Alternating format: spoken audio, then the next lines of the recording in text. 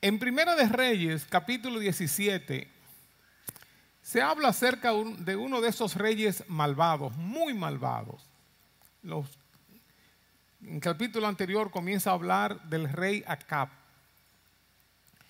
y que se casó con una todavía mucho más malvada que él, Jezabel, que hasta el día de hoy se menciona el nombre de Jezabel como el espíritu de Jezabel. En el libro de Apocalipsis se habla de esto, y es una pena que Israel, siendo el pueblo de Dios, haya tenido tantos reyes que se han apartado de Dios, pero no solamente ellos, sino que han apartado a la nación de Dios. Han hecho lo malo, lo perverso, lo abominable, como mencionó Joel en días pasados, como el rey Manasés. Y Elías, el profeta, le dio una palabra. En Primera de Reyes 17, dice el versículo 1, Elías, el tisbita, otras versiones dicen quien era de Tisbé, en Galad, en esa región, de los moradores de Galad, dijo a Acab: vive el Señor, Dios de Israel, delante de quien estoy, que ciertamente no habrá rocío ni lluvia en estos años. No solamente lluvia, sino rocío, sino por la palabra de mi boca. Esto vino obviamente como consecuencia del pecado de Acab, y que llevó a toda la nación a pecar, como dice luego el capítulo 18, versículo 18, que cuando Acab culpó a Elías de todo lo que estaba pasando, de la sequía y todo eso, Elías le respondió: yo no he turbado a Israel, sino tú y la casa de tu padre, porque ustedes han abandonado los mandamientos del Señor y han seguido a los Baales. Tú eres el responsable de esto. Y esto a mí me trae en primer lugar la reflexión y temor sobre la posición del liderazgo, la responsabilidad del líder que toma decisiones y no solamente le afectan a él. Y aún una persona no sea un gran líder, cualquier decisión, buena o mala, que una persona tome va a afectar a los que están a su alrededor. Principalmente si estas son malas decisiones, si son malas acciones. Es como a veces nosotros decimos, los padres, cuando he hablado con padres y sus hijos, que dice: no, que este muchacho, y él dice: no, esta es mi vida. Yo digo: sí, esa es su vida, es verdad. Pero si alguna desgracia le ocurre, toda la familia va a caer en ese hoyo con esa desgracia, aunque sea el hijo. Una enfermedad, un atraco, una cárcel, lo que fuera. Todos vamos a ser arrastrados. Imagínense si es un líder, si es una persona con mayor nivel de influencia, con mayor rango de influencia. Por eso el liderazgo es una gran responsabilidad, es un gran compromiso, y que debemos tener cuidado, porque tanto a nivel de una familia, con quién me voy a casar, quiénes van a ser el papá o la mamá de mis hijos, quiénes van a estar dirigiendo este hogar, o en una empresa, o en un país, en una nación, dependiendo. Todo de ahí para abajo, todo se levanta o se derrumba con el liderazgo. Y hay consecuencias en una institución, en una familia, como dije, en una nación, donde sea. Dice el versículo 2, y vino a Elías la palabra del Señor diciendo: sal. O sea, Elías le dio una palabra a Acab: va a venir una sequía aquí, no va a haber ni lluvia ni rocío hasta que yo lo diga. Inmediatamente vino una palabra del Señor a Elías, le dijo: sal. Y yo le añado: sal corriendo. Sal de aquí y dirígete hacia el oriente y escóndete junto al arroyo Querib, que está al oriente del Jordán. Hoy estamos hablando acerca del obrar de Dios. Y pudiéramos hablar de ese obrar milagroso de Dios. Dios le dice: sal, escóndete. la verdad que hay tantas cosas de Dios que no entendemos. Yo me pregunto, ¿no podía Dios esconder a Elías? ¿No podía Dios llevar a Elías a algún lugar donde el rey no lo pudiera ver, que los soldados del rey no lo pudieran atacar? Hay tantas cosas que uno no entiende. Pero Dios estaba orquestando un plan. Y la parte nuestra no es necesariamente entender a Dios, no es comprenderlo, sino creer y obedecer. Esa es la parte nuestra. Confiar en que Él sabe más que nosotros, confiar en que Él ve el futuro, confiar en que Él es bueno, amoroso, que estamos en sus manos, confiar, creer y obedecer. No tratemos de entender a Dios. ¿Por qué ocurre esto? ¿Por qué ocurre aquello? No lo vamos a entender realmente. Dice el Señor, y beberás del arroyo, es decir, arroyo, un rito que a veces tenía agua, los arroyos por época se secan. Dice, beberás del arroyo y he ordenado, Dios había dado una orden, a los cuervos que te sustenten allí. El cuervo era un animal medio despreciable, no se comía el cuervo comía de las cosas dañadas, y esto era como algo raro, como que Dios le diera una orden a los cuervos, porque dale la orden a las palomas, dale la orden a las águilas, que tienen buen significado, qué sé yo, de otra manera, pero Dios tiene su forma de obrar que nosotros no entendemos. Lo nuestro es confiar, creer y obedecer. Ve, ya yo he dado orden a los cuervos para que te sustenten. Y dice el versículo 5, Elías fue e hizo conforme a la palabra del Señor, pues fue y habitó junto al arroyo Querit, que está al oriente del Jordán.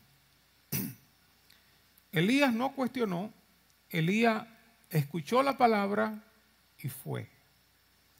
A veces nosotros entramos en caminos difíciles, ¿verdad? Entramos en caminos difíciles y uno hace muchos cuestionamientos. Y en un sentido no está mal hacer cuestionamientos, siempre y cuando no sea con un sentido de rebeldía, de irrespeto. Pero hay tantas cosas que uno no entiende. Pero Elías, cuando Dios le dijo así, cuervos, o sea, le dijo, cuervos, pero ¿cómo va a ser, Señor? Yo oí bien. Sin embargo, Elías fue, se quedó y habitó allí. La Biblia de cabo a rabo habla de la importancia de la obediencia, aunque no entendamos. Incluso el libro de Hebreos 4, 2 y 3 dice, porque también a nosotros se nos ha anunciado la buena nueva como a ellos, pero no les aprovechó el oír la palabra por no ir acompañada de fe en los que la oyeron. Y más abajo dice, porque no fue acompañada de obediencia. Es decir, hay una estrecha relación entre la fe y la obediencia. Tú crees la palabra y por tanto la obedeces. Algunos realmente se quedan en la primera parte de oír la palabra. Oír la palabra lo puede hacer cualquiera puede oír la palabra. Hay personas que están aquí, que están escuchando esta palabra, una parte la va a poner en práctica, otra parte no la va a poner en práctica.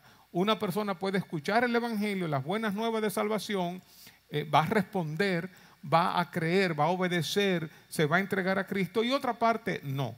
Entonces, no es solamente oír la palabra y complacernos con eso, sino oír la palabra, pero añadirle fe, mezclarla con fe y obedecer esa palabra. Es importante el oír, claro que sí, por eso tenemos que predicar la palabra, pero si no se le añade fe, el oír se queda sin fruto, el oír se queda sin resultados. Dice el versículo 6, y los cuervos le traían pan y carne. Yo no sé cómo se lo traían, si era carne a la parrilla, si era carne ya sazonada, si era con aceite de coco prestado al frío, no sé. Pero le traían pan y carne por la mañana y pan y carne al atardecer, y bebía del arroyo. Tenía ahí su sustento, su proteína, su carbohidrato y el agua, su líquido. Sucedió que después de algún tiempo el arroyo se secó porque no había caído lluvia en la tierra. Yo digo, pero ven acá. ¿Fue Dios mismo que dio esta orden de que cesara la lluvia? ¿Fue Dios que lo hizo? ¿Y Dios fue quien mandó a Elías al arroyo? Pues para mí la lógica sería, bueno, pues que haya sequía en todos los sitios, pero tú mandaste a tu siervo Elías al arroyo, entonces mantén ese arroyo con vida, mantén ese arroyo fluyendo, ¿verdad? Fluyendo. ¿Dios lo puede hacer? Claro que sí. ¿Por qué no lo hace? Yo no entiendo. Por eso estamos hablando hoy del obrar de Dios, el obrar de Dios. La forma en que Dios muchas veces se mueve, que a nuestra mente, a nuestra lógica, es incomprensible. Lo nuestro es escuchar, creer, confiar y obedecer. Esa es la parte nuestra. El arroyo se secó porque no había caído lluvia en la tierra. Es decir que el mismo Elías sufrió la parte del juicio que le estaba cayendo al reinado. El mismo Elías, es como así nosotros estamos en una nación, estamos en un mundo. Hay males en este mundo que a nosotros también nos tocan. Nosotros no estamos vacunados contra los males, contra los sufrimientos. A muchos de nosotros nos dio el COVID, a algunos lo han atracado, a otros no lo han atracado. Son los males que hay aquí en este mundo, que no estamos vacunados contra eso. Dios no nos saca aparte y nos mete en una burbuja. Hay una protección de Dios, claro que sí, pero tenemos que entender que no siempre Dios actúa de la misma manera. Dios es un Dios sorprendente, ultra poderoso, ultra milagroso, con miles de formas, la multiforme gracia de Dios, la multiforme sabiduría de Dios, la inteligencia, su conocimiento. Nosotros no podemos entender todo esto. Y por otro lado yo me pregunto, ¿no se supone que si yo estoy sirviendo a Dios, si Elías está sirviendo a Dios, que Dios se encargue de suplir sus necesidades? Que Elías no va a pasar trabajo. Como la gente dice, mira, olvídate, yo voy para tal sitio. Si esto es de Dios, las puertas se van a abrir. Eso no es un asunto matemático, no es un asunto automático de que 2 más 2 son 4. En el reino de Dios, en lo espiritual, eso no es así. 5 panes y 2 peces no van a alimentar una multitud de 5, 10, 15 mil personas, pero en el reino de Dios eso sucede. Con una vara no se divide un mar, pero con una vara se divide el mar. Y como yo he dicho con este templo, vendiendo quipe, pastelito y pisita no vamos a construir un templo, pero vendiendo quipe, pastelito y pisita vamos a construir el templo. Es decir, en lo poquito que nosotros tengamos, Dios se glorifica. Entonces, uno no puede evaluar a Dios y las obras de Dios por la mentalidad y la naturaleza, la humanidad nuestra. Uno dice, bueno, no se supone que si Elías está sirviendo a Dios, que Dios le supla todas sus necesidades y que él no va a pasar trabajo. Uno no ve al apóstol Pablo todos los trabajos que pasó, que habla hasta de hambre que pasó y preso de manera injusta. Entonces, tengamos una concepción de Dios de manera clara y equilibrada. Es verdad que Dios muchas veces libra, muchas veces provee, muchas veces liberta. Claro que sí. Pero hay otras veces que no, por alguna razón que uno no entiende. Al apóstol Pedro, en el libro de los Hechos, lo libró de la mano de Herodes. A Esteban no lo libró. Esteban murió a pedradas. A Jacobo no lo libró. Y luego los discípulos y los apóstoles murieron de una manera terrible. Tanto Pablo, Pedro y los otros. Ahí está escritos de eso, de cómo murieron cada uno. Entonces, no nos encerremos en la forma en que creemos que Dios va a actuar siempre, porque entonces fácilmente vamos a ser defraudados, vamos vamos a sentirnos frustrados, abandonados. Y no es así. Tenemos que entender que no podemos entender a Dios. Entender que Dios tiene un obrar que es incomprensible muchas veces para nosotros. El Dios que enviaba la carne y el pan no podía también hacer que el arroyo siguiera fluyendo. Claro que sí, pero por alguna razón no lo hizo. Dios estaba tejiendo un plan. Por otro lado, aun cuando estamos en obediencia, aun cuando estamos haciendo la voluntad de Dios, en el sentido metafórico, el arroyo se nos seca. Aunque estemos andando, miren, el camino recto ahí, obedeciendo a Dios, haciendo su voluntad, siendo fieles, a veces el arroyo se nos seca, a veces tenemos dificultades, a veces tenemos problemas, nos vienen situaciones difíciles, aunque estemos siendo fieles a Dios. Como vamos a ver más adelante, los sufrimientos no están necesariamente conectados con el pecado. Eso lo vamos a ver más adelante. El arroyo se secó, sin embargo, el arroyo llevó a Elías ¿a dónde? Lo llevó a la viuda. Si el arroyo no se seca, probablemente Elías se queda ahí.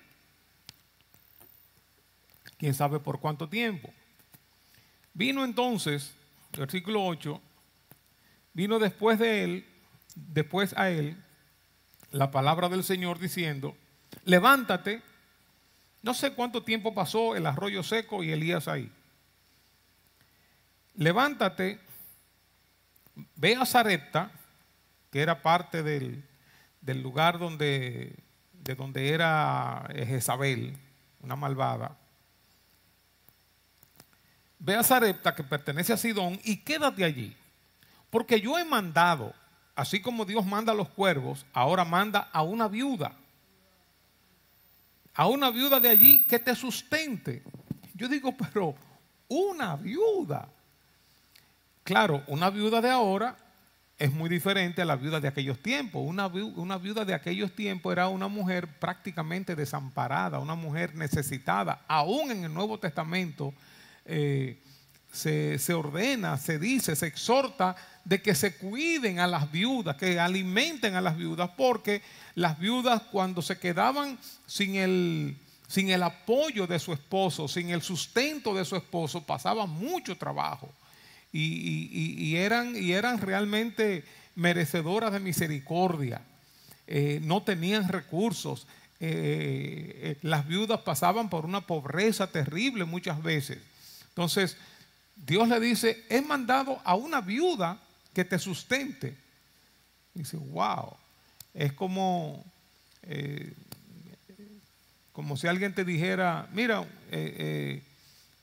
tú no tienes trabajo, hay un tipo que duerme en la calle, él te va a conseguir trabajo. Dice, un tipo de la calle me va a conseguir trabajo a mí.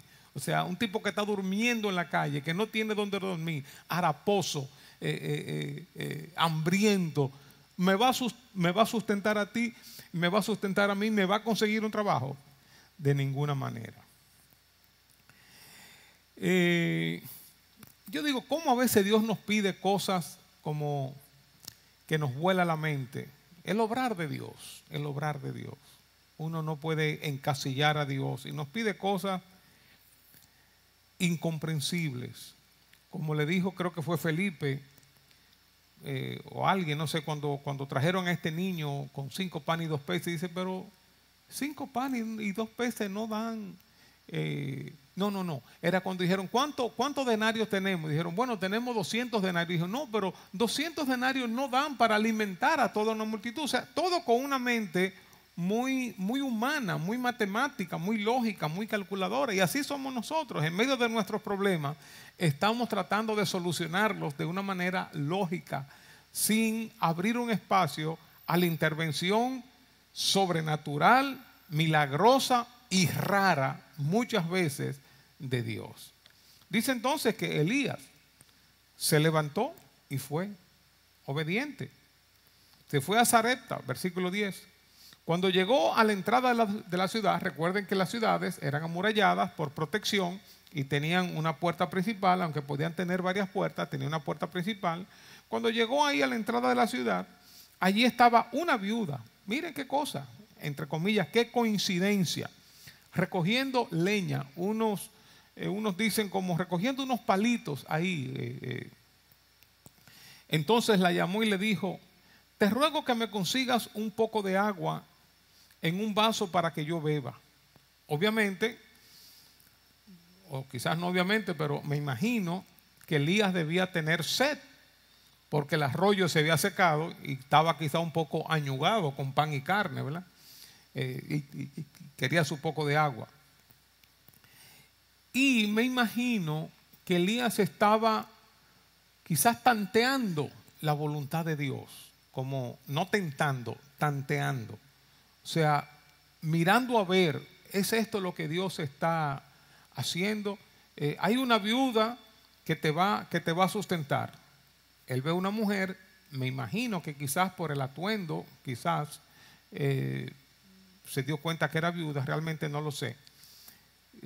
Pero no siempre nosotros tenemos la claridad de todo el panorama, de todo lo que Dios está haciendo y quiere hacer. Por eso se necesita escuchar, confiar, fe y obediencia en ese obrar milagroso, sobrenatural de Dios. Y a veces uno va como experimentando la voluntad de Dios como paso a paso. En la medida que uno va caminando, uno va confirmando: sí, por aquí es, este proyecto, esta persona que es la que Dios tiene para mí. Uno va caminando esta decisión, uno va caminando.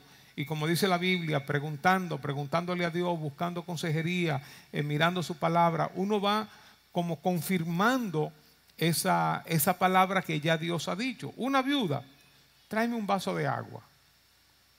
Quizás ella es, quizás no era esta, pero uno va paso a paso y uno va como recibiendo una revelación progresiva. Dice el versículo 11, cuando ella iba a conseguir el agua, la llamó. Es decir, es como cuando uno está en un restaurante, en un lugar, y uno le pide algo al camarero o a la camarera: mira, para que me traiga esto. Y cuando va caminando uno se acuerda de otra cosa: mira, y esto también. Y le dijo: te ruego que me traigas también un bocado de pan en tu mano. Como que estaba pidiendo mucho. Primero pidió agua, y un vaso de agua se le da a cualquiera, pero un bocado de pan, ya un pedazo de pan, en un tiempo de sequía, de dificultad, donde no había cosecha, donde no había fruto. Pero ella respondió: vive el Señor tu Dios, que no tengo pan. Solo tengo un puñado de harina en la tinaja y un poco de aceite en la vasija. Y estoy recogiendo unos trozos de leña para entrar y prepararlo para mí y para mi hijo, y para que comamos y muramos. Otra versión dice: para luego dejarnos morir de hambre. O sea, nos vamos a comer esto y nos vamos a tirar ahí, porque sabemos que ya no hay más nada, no hay esperanza, no hay forma de conseguir más nada. Y vamos a esperar la muerte ahí acostados. La vida de esta mujer, su situación estaba a un puntico de un gran milagro, a un puntico. Y probablemente, y quizás improbablemente, ella estaba en el punto más bajo de sus recursos, de su estado de ánimo, de su fe, de su confianza, de su ímpetu, de su positivismo. Estaba en el punto más bajo. Y estaba al punto de cambiar su situación con una decisión. Ella iba a cambiar su vida. Obviamente una situación muy difícil para ella.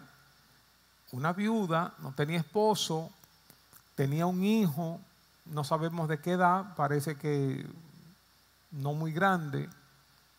Ella era la responsable, no tenía dinero, tenía un puñito de harina y un chin de aceite. Iba a hacer un pancito, se lo iban a comer, a acostarse para morir.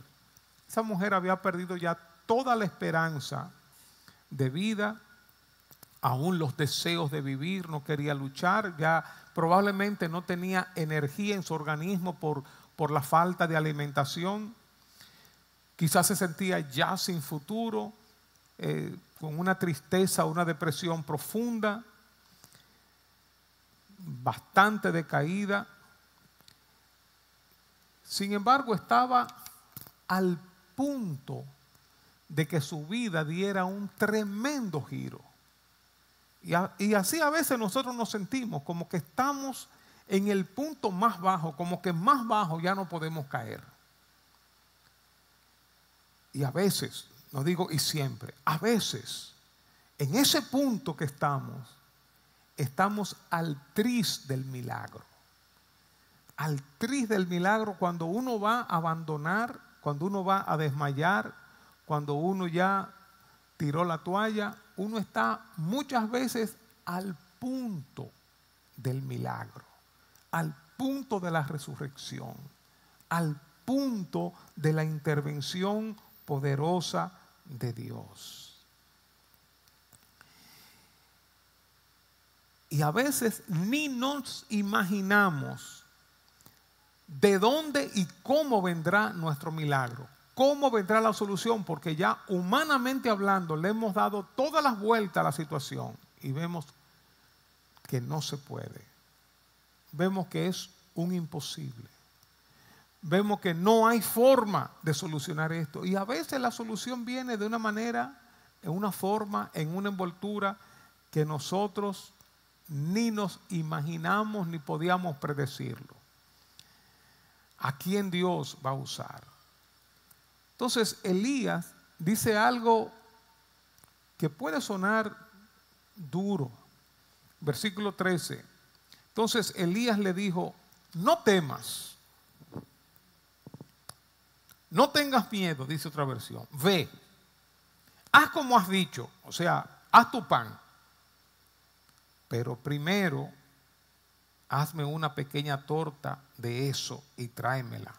Después harás para ti y para tu hijo. Wow. Esto suena un poco egoísta, un poco indolente, o sea, una pobre viuda con su hijo que se están muriendo de hambre. Sí, haz tu torta, pero tráeme la mía primero. Tráeme la mía primero. O sea, luego tú vas a comer de ahí, no hay problema, pero tráeme la mía primero, ¿verdad? Como quien dice, como uno diría, bueno, yo voy a coger mi pedazo, el que se quedó, se quedó. No temas. La viuda fue puesta en una prueba muy difícil. ¿Qué iba a hacer esta viuda? ¿Cuáles eran sus alternativas?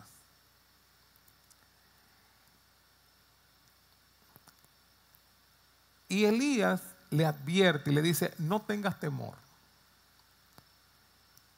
El temor, como todos sabemos, paraliza. El temor trae duda. El temor nos impide recibir las bendiciones de Dios. El temor no solamente que nos paraliza, sino que nos bloquea para poder recibir los milagros, el poder sobrenatural de Dios. Cuando la duda entra también la desconfianza. Miramos de manera lógica. Yo tengo aquí un puñito y ¿cómo yo voy a partir esto? Que pensaba partirlo entre dos, mi hijo y yo, y ahora tenemos que partirlo entre tres, y un hombre, y se ve que un hombre hambriento. O sea, esto no va a dar. Sin embargo, sin saberlo, ella estaba al borde de experimentar un milagro. Y a veces nosotros en ese umbral, ahí en esa frontera, ahí es donde se deciden las grandes cosas. Ahí es donde, como dicen, se separan los hombres de los muchachos. En esos momentos es donde uno ¿Va a recibir o no va a recibir? Esos son momentos en que uno toma la decisión o uno se resguarda y se protege. Había algo que hacer primero. Primero, dale al profeta. Había un orden de prioridad. Claro, ahora vamos a aplicarlo. Todo aquí lo primero se lo dan al pastor. No es así. Esa no es la aplicación. La aplicación es que hay cosas que son fundamentales, importantes en la vida, en la familia, en el trabajo, en tu relación con Dios, que esas cosas que son prioritarias, tú no las puedes dejar para después, porque las que vienen después dependen de esa prioridad. Es como dice Jesús: busquen primeramente el reino de Dios y su justicia, y todas las otras cosas, la casa, el abrigo, el vestido, el alimento, todo eso vendrá por añadidura. Hay cosas que son prioritarias, que las demás van a depender de esa. Lo primero en la ley: amar a Dios y amar al prójimo. Eso es lo primero. Tú puedes tratar de hacer muchas otras cosas, maravilloso, pero lo primero es lo primero. Y cuando esta mujer se desprende de su harina, de su pan, yo no sé cómo decirlo, pero es como si esa acción activara el milagro que se estaba por gestar. El milagro que se estaba por manifestar. Con esta decisión, yo creo que hubo una especie de activación, como de puerta abierta, para que ese milagro se produjera.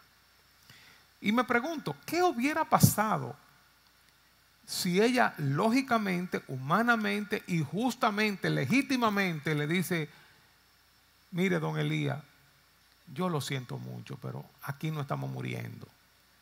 Yo tengo una responsabilidad con mi familia. Y puede buscar todas las justificaciones, todos los razonamientos. Yo le voy a dar este pancito a mi hijo, yo me voy a comer el otro y nos vamos a dejar morir. Usted acaba de llegar, búsquesela por ahí. Usted va a encontrar, la única viuda que hay aquí no soy yo. Le podía dar muchísimos razonamientos. Y no darle del pancito. No darle el pan. Y se hubiera pedido la gran bendición. ¿Qué hubiera pasado si ella no le da primero a él? Si ella dice: bueno, está bien, yo te voy a dar, pero nosotros vamos a comer primero, y de lo que quede te vamos a sacar un chin. ¿Qué hubiera pasado, hermanos? Pónganse a pensar eso. ¿Cuántas bendiciones probablemente nos hemos perdido nosotros por actuar de esa manera muy lógica, muy racional, muy humana? Sin embargo, por espacio de casi 3 años, esa mujer tuvo harina y aceite sin que escaseara ni un momento, porque tomó una decisión.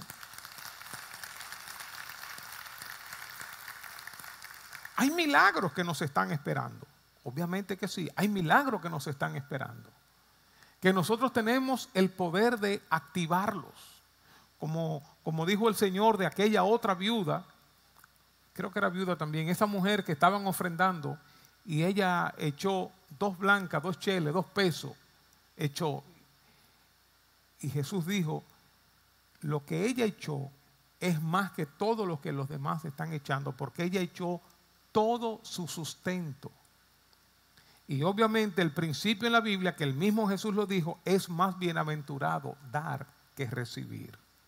Entonces, hay milagros que están esperando, una serie de milagros que están esperando, de acciones de parte de Dios hacia nosotros, que son resultados de la activación nuestra, de las decisiones nuestras, sea de restaurar una relación, de humillarnos, de perdonar, lo que fuera, en lo económico, en lo que sea, pero que nosotros somos los que abrimos esa puerta con nuestras decisiones, con nuestras acciones, y se activa ese milagro. Y muchos de esos milagros no los recibimos porque nosotros seguimos razonando humanamente, naturalmente, y nos perdemos de todas esas bendiciones del Señor. Dice el versículo 14, porque así dice el Señor, Dios de Israel, no se acabará la harina en la tinaja, ni se agotará el aceite en la vasija, hasta el día en que el Señor mande lluvia sobre la superficie de la tierra. Y esto duró 3 años y medio. O sea, durante 3 años y medio estaba esta promesa. Entonces ella fue e hizo conforme a la palabra de Elías. Y yo no sé si soy yo, pero yo veo como una diferencia entre la palabra de Dios y la palabra de Elías. Ella parece que no tenía esa conexión con Dios, sino con Elías. Y está bien en una primera etapa, ¿verdad? Pero ella hizo conforme a la palabra de Elías. Y él y la casa de ella comieron por muchos días. Estamos hablando de que si eso fue al principio, que no he estudiado la parte histórica de esto, si fue al principio de la sequía o si fue a la mitad o lo que fuera, por lo menos 1 año, 2 años, tuvo ella harina y aceite, sin que escaseara hasta que viniera la lluvia otra vez y entonces se produjeran los frutos, el trigo y todo eso. Dice el versículo 16, la harina de la tinaja no se acabó, ni se agotó el aceite de la vasija, conforme a la palabra que el Señor había hablado por medio de Elías.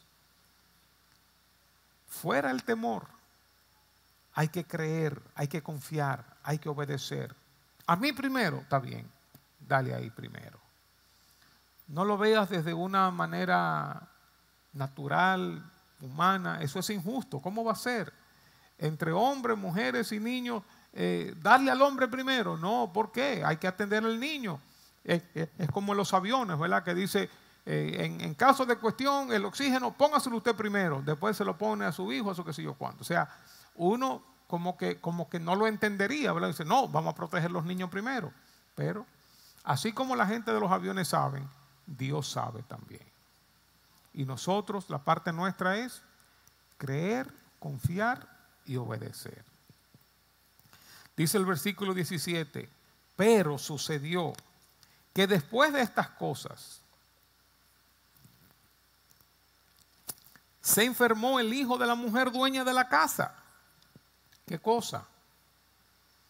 Y su enfermedad fue tan grave que no quedó aliento en él. Otra versión dice que finalmente murió. Y ella le dijo a Elías, ¿qué tengo que ver contigo, oh hombre de Dios? Otra versión dice, ay, hombre de Dios, ¿qué me ha hecho usted?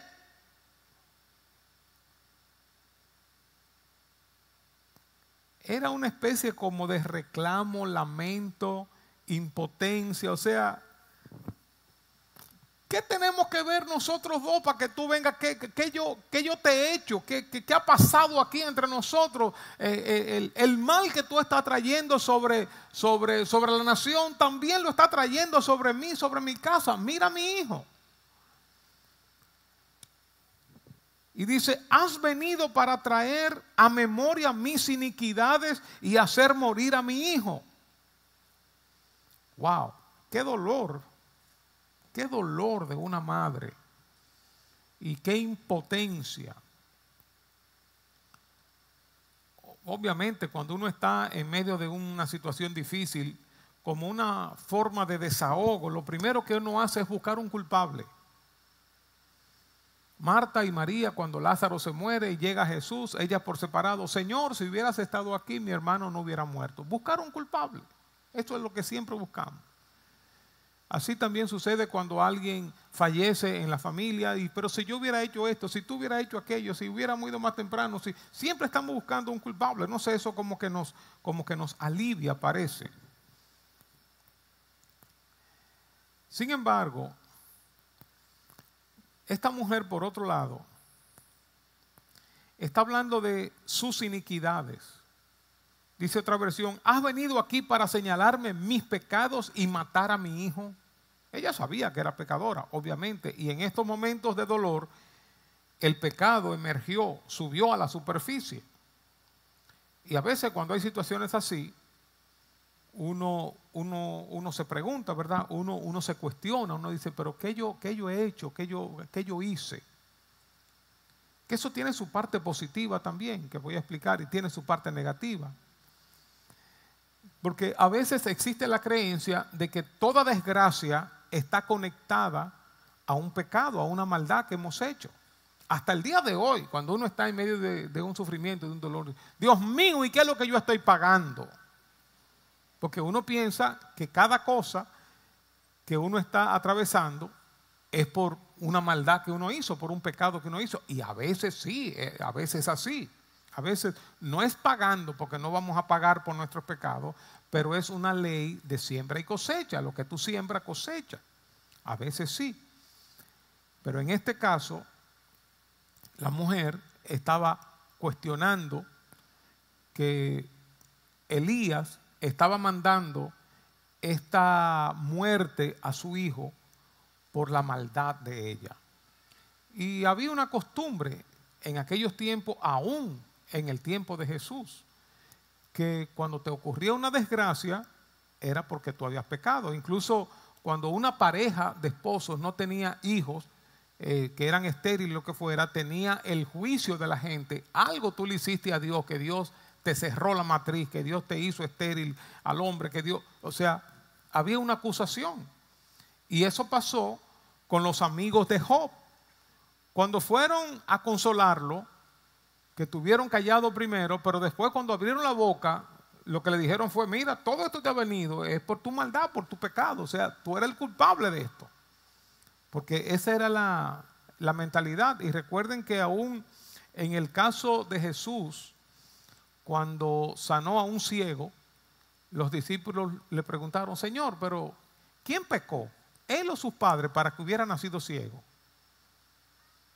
Como que había una conexión que ellos entendían que existía entre la desgracia y el pecado. Y no siempre es así, a veces sí, a veces sí. La desgracia está unida al pecado. A veces sí, la desgracia nos viene por el pecado, por la maldad. Son consecuencias de nuestras malas acciones, como dijimos al principio, de Acab y todo el reinado, toda la nación de Israel. A causa de su pecado, a causa de su maldad. Es verdad, muchos males nos vienen a causa de nuestra maldad, pero muchas veces no. Muchas veces no hay una conexión. Al hombre fiel, a la mujer fiel, le sobrevienen males también. Por eso a veces uno se pregunta, ¿por qué sufre el justo? Estamos en este mundo. ¿Por qué a Elías se le secó el arroyo? Estamos en este mundo. ¿Por qué Dios permite que maten a pedradas a Esteban? ¿Por qué Dios permite que mataran a Jacob degollado? Y a Pablo y a Pedro, o sea, ¿por qué Dios lo permite? Es el obrar de Dios, hermanos. No entendemos todas las cosas. De modo que yo entiendo que es por un lado sano, en medio de una desgracia, que uno diga, Señor, ¿hay algo que tú quieras revelarme? ¿Hay algo que yo he hecho mal? En medio de una desgracia, sí, a veces uno como que se sensibiliza y nuestros pecados reales suben a la superficie y ahí uno se arrepiente y sin espíritu de condenación uno se arrepiente, le pide perdón a Dios y uno se aparta de sus malos caminos. Pero a veces no es a causa de nuestros pecados y entonces no vamos a condenarnos de manera injusta. Versículo 19 dice Elías, dame a tu hijo. Le respondió Elías. Y él lo tomó de su regazo. O sea, parece que lo cargó así con sus dos brazos.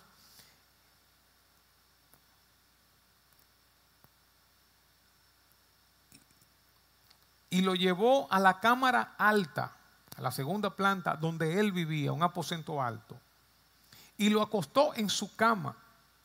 No sé si ustedes se acuerdan una vez que prediqué sobre un caso así con Eliseo. Parece que Eliseo aprendió esto de Elías. y lo acostó sobre su cama y clamó al Señor. Oigan la oración de Elías. Oh Señor, Dios mío, ¿has traído también mal a la viuda con quien estoy hospedado, haciendo morir a su hijo? Esto es duro, hermano, es duro. O sea, Dios, yo no te estoy entendiendo. Tú me mandaste donde esta viuda para que me sustente. Ella me ha hospedado, ella me está dando de su pan, de su harina, de su aceite, me está sosteniendo y ahora tú le matas a su hijo. O sea, yo no estoy entendiendo esto. El obrar de Dios, hermanos, no entendemos. Yo no sé cómo hay personas como que tienen todos los pasos de Dios calculados. Mira, Dios hace esto, después esto, pam, pam, pam, pam, pam, pam. Y se saben todo, se saben todo. Yo soy el más ignorante de todos los ignorantes. Yo no sé, hermano. Por eso, cuando me hacen todas esas preguntas profundas, yo no sé, yo no entiendo, yo no sé. ¿Quién se va a meter en la mente de Dios? ¿Quién se va a meter en el corazón de Dios, en los planes de Dios? Hay cosas que Dios nos permite ver, que Dios nos revela por su gracia, por su misericordia, pero muchas veces uno no entiende. Dice otra versión: oh Señor mi Dios, ¿por qué le has traído desgracia a esta viuda que me abrió su casa al provocar la muerte de su hijo? Y otra versión dice: Señor mi Dios, esta mujer me está dando hospedaje, le vas a romper el corazón, vas a matar a su hijo en recompensa. O sea, Elías está teniendo un diálogo con Dios, pero ustedes se dan cuenta que no hay irreverencia, que no hay rebeldía, que no hay irrespeto. Yo veo más bien impotencia y tratando de entender a Dios. Entonces, el versículo 21, se tendió 3 veces sobre el niño, 3 veces. Se tiró sobre él. Y clamó al Señor: oh Señor, Dios mío, te ruego que el alma de este niño vuelva a él. Es decir, parece entonces que el niño había muerto y había dejado de respirar, el alma se había ido. Que el alma vuelva a él, resucítalo. Versículo 22, el Señor escuchó la voz de Elías y el alma del niño volvió a él y revivió. Y Elías tomó al niño, lo bajó de la cámara alta a la casa y se lo dio a su madre. Y Elías dijo: mira tu hijo vive. Entonces la mujer dijo a Elías: ahora, ¿cómo dijo ella?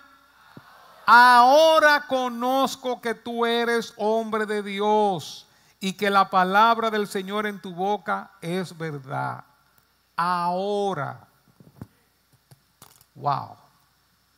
Después de haber pasado, vamos a decir, meses, 1 año y pico, 2 años, viendo un milagro de harina y aceite que no escasea, que no escasea, que no escasea, que no escasea, que no escasea, ahora es que ella viene a entender.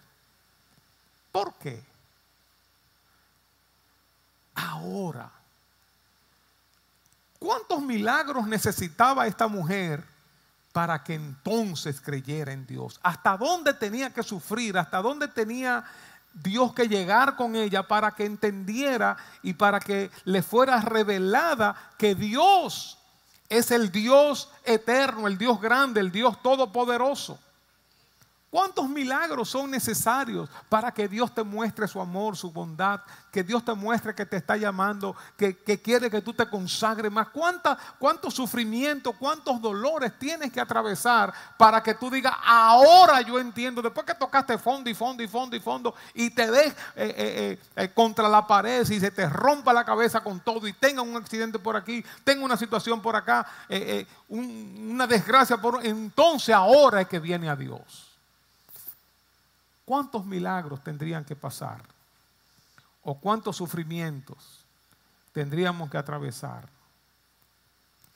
Parece que para esta viuda un solo milagro no era suficiente. Un sufrimiento no era suficiente.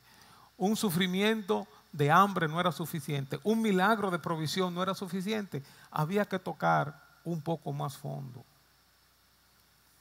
Solamente cuando vio el poder de Dios sobre la muerte, pudo reconocer la veracidad de lo que Elías le estaba diciendo de la palabra de Dios a través del profeta.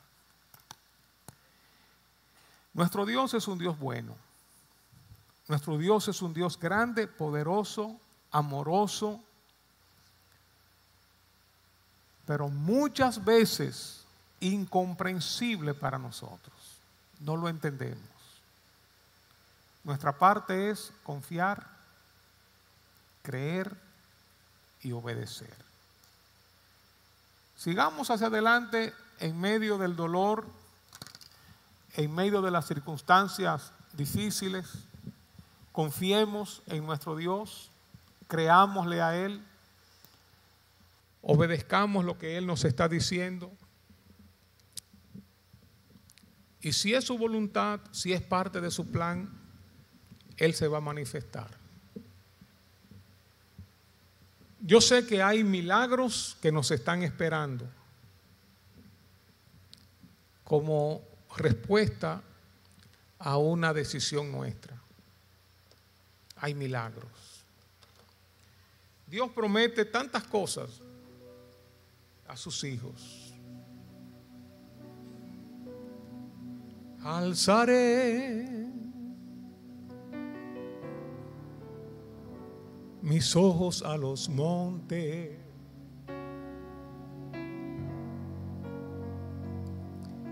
¿de dónde vendrá mi socorro? Mi socorro viene de Jehová,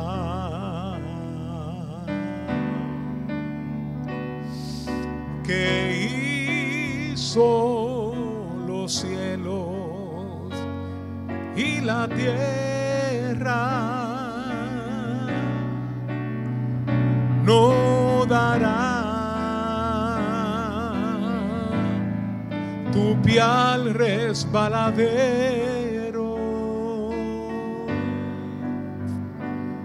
ni se dormirá el que te guarda. He aquí,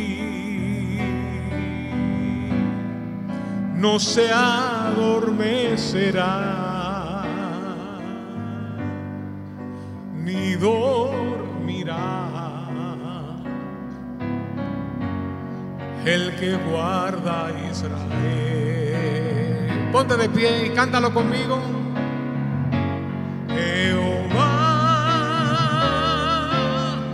es tu guardador.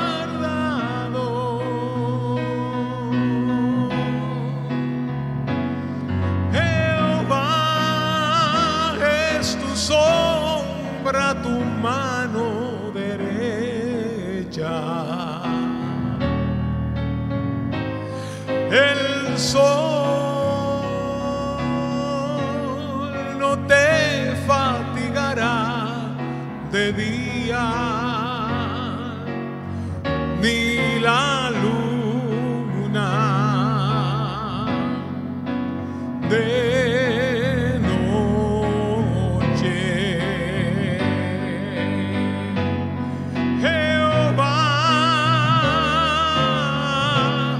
te guardará de todo mal.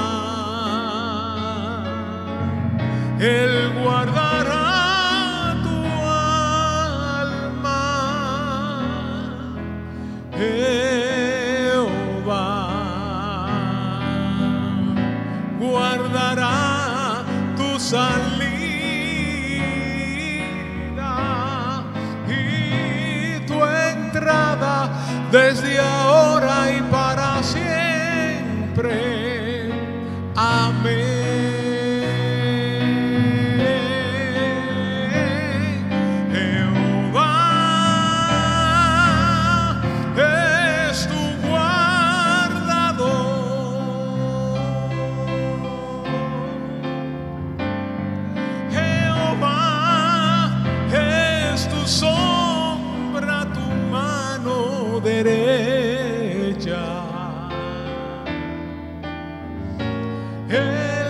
sol no te fatigará de día, ni la luna de noche. Jehová te guardará de todo mal. Él guardará tu alma. Así es.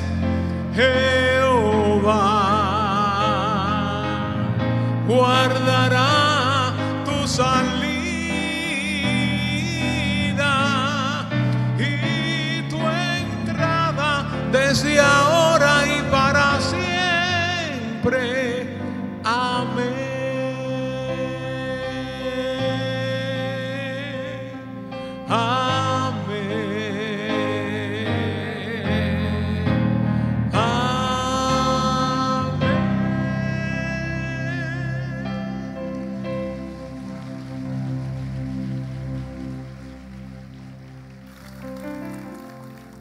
Qué bueno es confiar en Dios. Él sabe más que nosotros. Hay tantas promesas en la Biblia, estamos en sus manos. Nunca nos va a dejar, nunca nos va a abandonar. Nos ama con amor eterno. Nos ha entregado a su Hijo Jesucristo. Si nos entregó a su Hijo Jesucristo, ¿cómo no nos dará también con Él todas las cosas? Pero todo a su tiempo y dentro de su plan. No como nosotros tenemos en nuestro paradigma, en nuestra forma de pensar. No, Dios lo va a hacer así, así, así. Como Naamán, un hombre leproso, un general sirio que fue al profeta Eliseo y dijo: no, yo pensaba que él iba a salir, iba a levantar los brazos, iba a hacer una invocación y se me iba a ir la lepra. A veces tenemos nosotros nuestro paradigma de cómo Dios va a obrar, y no, Dios obra como Él quiera, cuando Él quiera, y todo en base a su amor y a su gracia. No es porque Él quiere, porque le da la gana de hacerlo así. No, Él tiene un plan. Nuestra visión es corta. Nuestra mirada es corta, nuestros pensamientos son cortos. Sus pensamientos son más altos que nuestros pensamientos, sus caminos más altos que nuestros caminos. No entendemos, no sabemos. Por eso tenemos que dejarnos guiar. Él conoce el panorama completo, el plan completo. Quizás uno se siente como impotente, frustrado, wow, con esta situación, no sé qué hacer. Si tú no sabes qué hacer, al igual que yo no sé qué hacer, te voy a pedir, pasa al frente y juntos vamos a decirle: Señor, no sabemos qué hacer, ayúdanos.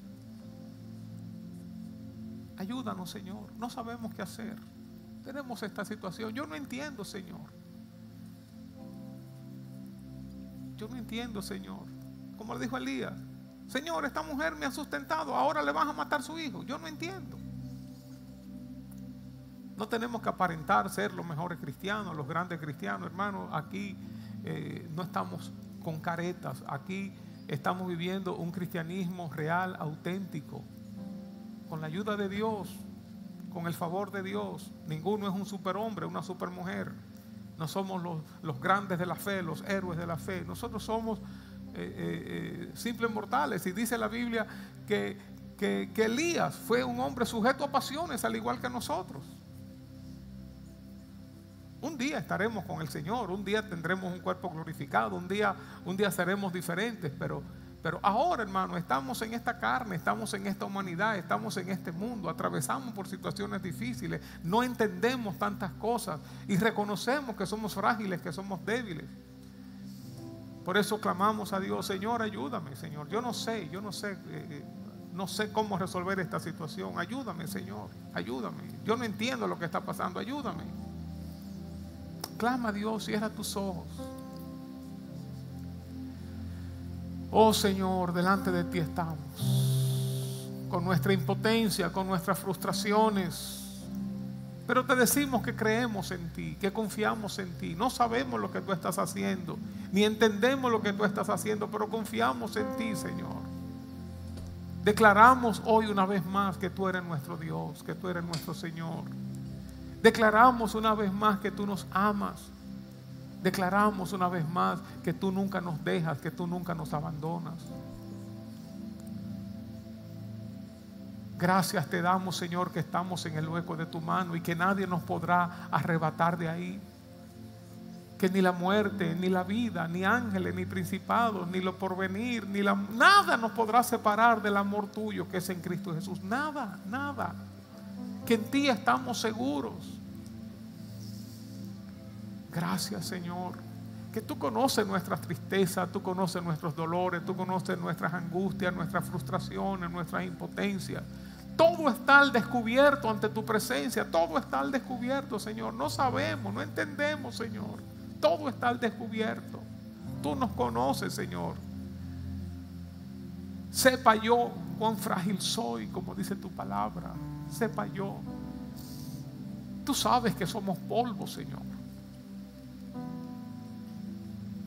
Te necesitamos, te necesitamos, te necesitamos. Auxílianos, Señor, guíanos, Señor, danos la fuerza para tomar las sabias decisiones, danos la fuerza, Señor, para tomar las decisiones que activan los milagros. Danos, Señor, ese poder, danos esa valentía, danos esa fe para tomar esas decisiones que hagan explotar los milagros alrededor de nosotros. Que entremos en una nueva etapa de nuestras vidas, en una nueva dimensión. Que dejemos atrás tantas cosas que nos han estado cargando, que nos han estado frustrando. Obra, Señor, te necesitamos, Dios, te necesitamos. Auxílianos. Auxílianos. Tú eres nuestro Dios.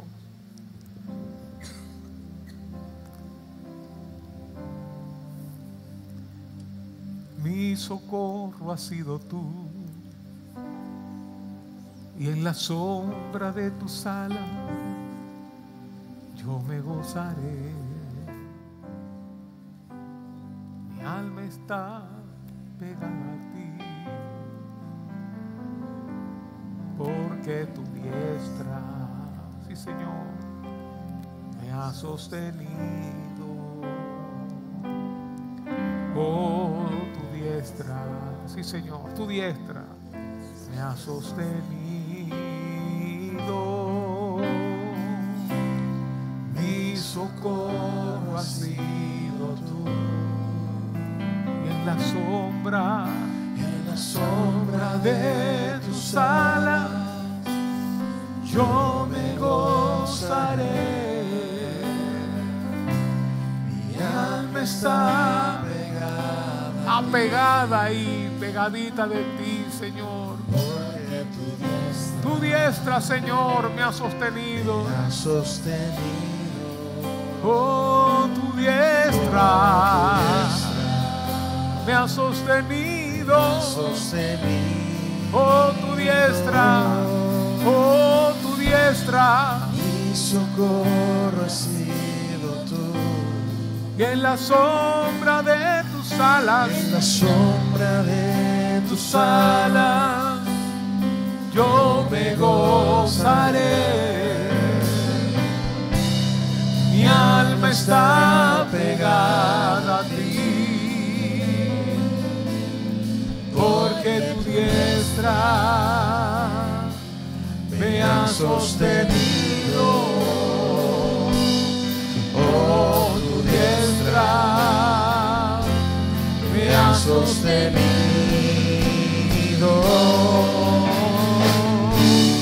Mi socorro ha sido tú. A ti acudimos, Señor. Y en la sombra De tus alas yo me gozaré. Mi alma está pegada a ti, porque tu diestra me ha sostenido. Oh, tu diestra me ha sostenido. Tu diestra, oh, tu diestra me ha sostenido. Oh, tu diestra Tu diestra, agárrate de la mano de Dios, de la diestra de Dios. Oh, tu diestra no me ha dejado caer. Tu diestra me ha sostenido. Tu diestra, oh, tu diestra me ha sostenido. Oh, tu diestra me ha sostenido.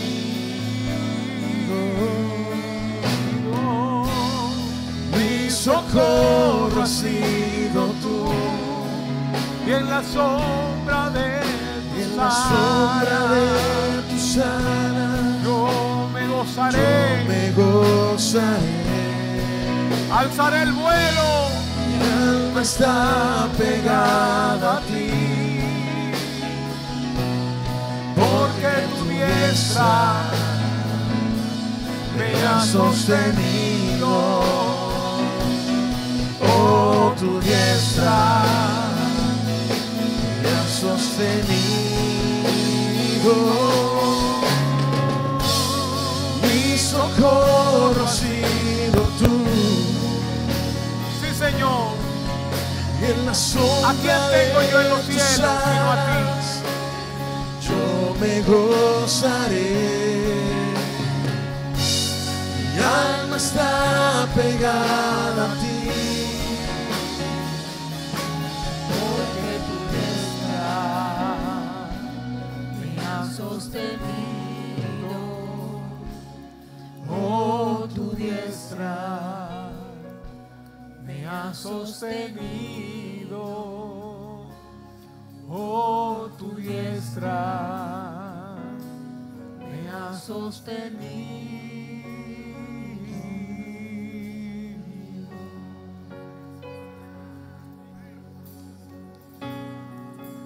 Di conmigo, Señor, no te entiendo. No sé lo que está pasando, pero confío en ti. Creo en ti. Tú me amas y quieres lo mejor para mí. Tu voluntad es buena, agradable y perfecta. Gracias por tu amor. Gracias que nunca me dejas. Gracias que nunca me desamparas. Ayúdame, Señor. Pongo mis cargas sobre ti. Echo toda ansiedad sobre ti, porque sé que tú tienes cuidado de mí. Gracias, Dios. Ayúdame a confiar. Ayúdame a creer. Sigue sosteniéndome, Señor. En el nombre de Jesús. Amén. Amén. Amén. Pueden volver a sus asientos, hermanos.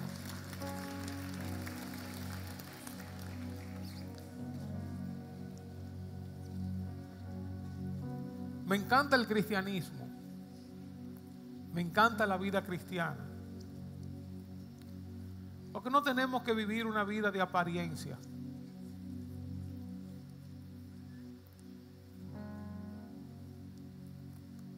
Vivimos la vida con dificultades, pero en el poder del Espíritu Santo. Vivimos la vida con retos, con desafíos, pero Dios está con nosotros. No somos igual a los otros mortales, igual a como éramos antes, sin Dios y sin esperanza en este mundo. Tenemos a Dios en nuestros corazones. Tenemos luchas, claro que sí. No entendemos muchas cosas, claro que sí, no entendemos.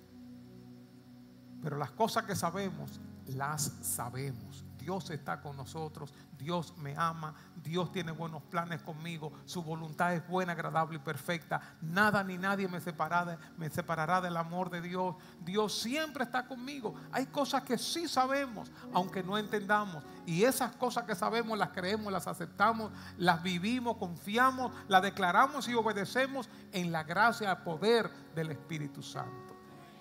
Gloria a Dios. Así que vive la vida victoriosa, con las luchas, con todo. Vive la vida victoriosa. No tenemos que entender todas las cosas, pero pasa a otro nivel. Hazlo primero. Lo importante, ponlo en primer lugar. Y activa los milagros de Dios en tu vida, en tu familia, en tu matrimonio, en tu negocio, en tu trabajo, en tus estudios. Actívalo con tu obediencia y con tu fe. Quisiera cerrar este tiempo orando por aquellos que todavía no conocen al Señor, que creen en Dios pero no han dado el paso de fe para decirle: Señor, perdona mis pecados. Quizás este es el día en que tú vas a decir: ahora creo en Dios, ahora llegué. Y yo voy a orar. Te voy a pedir que si tú quieres tener un encuentro con Cristo, que ores conmigo. Si tú quieres que Cristo venga a tu corazón, que perdone tus pecados, ora conmigo, tanto los que están aquí como los que están allá en su casa. Y luego te voy a pedir que pases al frente, así como este grupo pasó al frente, para orar. Que todos entonces oremos por ti, por los que pasen al frente. Cerremos nuestros ojos y ora conmigo. Di: Señor Jesús, yo te necesito. Señor Jesús, gracias porque me amas. Gracias porque moriste en la cruz por mí. Yo reconozco que soy pecador y me arrepiento de todos mis pecados. Hoy vengo a ti, Señor. Te declaro como mi Señor y mi Salvador. Abro la puerta de mi corazón y te invito a entrar en mi vida. Sálvame, Señor. Yo quiero conocerte, Dios. Me entrego a ti, Señor. Transfórmame y cumple tu propósito en mi vida.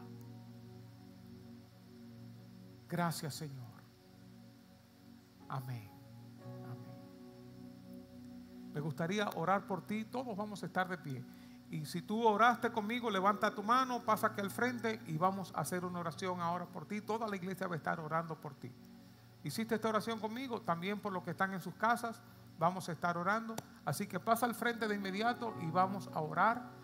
Cuando uno toma una decisión por Cristo, no está tomando una decisión por una iglesia, por una religión, una denominación. Uno está abriendo el corazón a Dios. No es un compromiso con una iglesia, con una institución. Obviamente estamos aquí para servirte, pero cuando uno abre el corazón a Dios y le da la oportunidad a Dios. Fíjense cómo hemos hablado, las decisiones activan los milagros de Dios, las decisiones activan el poder de Dios. Y esta decisión activa la obra de Dios en tu vida a partir de hoy de una manera milagrosa, sorprendente, sobrenatural. Así que si tú oraste conmigo, pasa al frente, no tengas temor. Y juntos vamos a orar. El primero es la más difícil, es la decisión más difícil. Después que uno pase, ya vienen los demás. Te animo a pasar aquí al frente. Este es tu día. Pasa por aquí. Qué bueno, bienvenido. Pasa al frente, no tengas temor. Este es tu día, el día que el Señor ha hecho para ti, para recibir salvación, perdón de pecados, una nueva vida, el milagro de Dios en tu vida. Este es tu día, este es tu día. ¿Alguien más? Sal de tu asiento, dile a alguien: ven, acompáñame. A veces se hace un poco difícil. Dios está aquí, obrando en tu corazón. Dios está aquí.